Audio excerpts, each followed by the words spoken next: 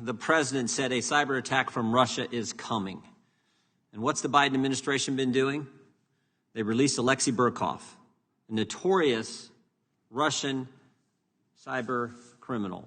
Here's what has been said about Mr. Burkov. He's an asset of supreme importance, one of the most connected and skilled malicious hackers ever apprehended by U.S. authorities. And what did the Biden administration do 6 months ago? Put him on a plane headed to Moscow.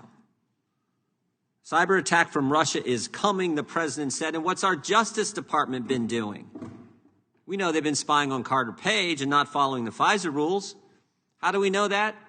Because Inspector General Horowitz has done 2 different audits, 2 different reports that he's given to us.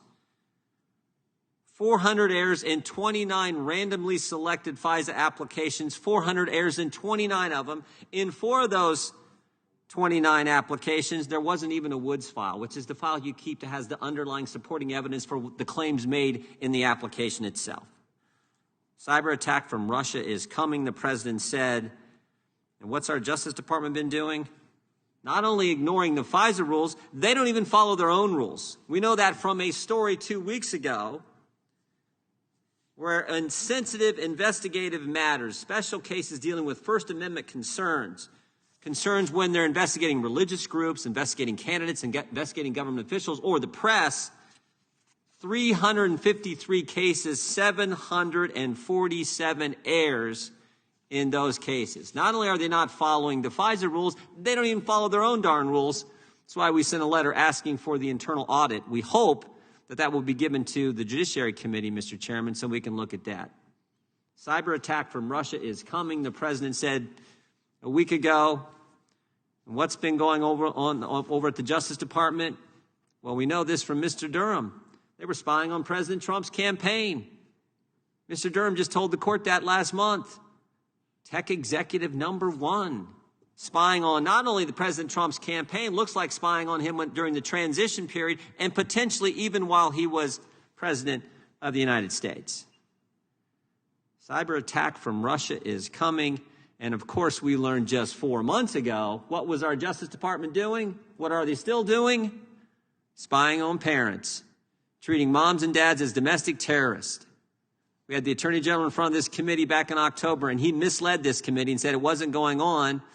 But we've now had a whistleblower come forward and tell us it is in fact going on, so much so that there was an email sent to FBI agents with a threat tag designation that you're supposed to put on parents who are simply showing up at school board meetings, voicing their concerns about what's being taught to their children. President Biden says a cyber attack from Russia is imminent, it's coming. And what were 51 former intel officials doing just a year and a half ago? They were telling us the whole Hunter Biden story was false. They told us it was Russian disinformation. The disinformation is what they told us. Something we need to check out. How did 51 of them in the days before a presidential election tell us a story that the New York Times has now said was absolutely true? The laptop was true, the eyewitness was real, and the emails and evidence and documents were real as well. So I look forward to today's hearing from our witness. But I think a fundamental question we got to ask is, how do you trust the Department of Justice to protect us from cyber attacks when they've been spying on presidential campaigns, spying on parents, telling us Hunter Biden was Russian disinformation, and releasing the most notorious Russian cyber criminal we've ever had? Simple question I'm going to have for our witness is, why did we let him go? What did we get for that? What kind of trade? What kind of what happened there? So, Mr. Chairman, I hope we get answers to these key questions, and I hope, again, we've talked about this now for months. We hope we can get the Attorney General back here to answer some questions about this whole school boards issue and some of the other things I raised in my opening statement. With that, I yield back.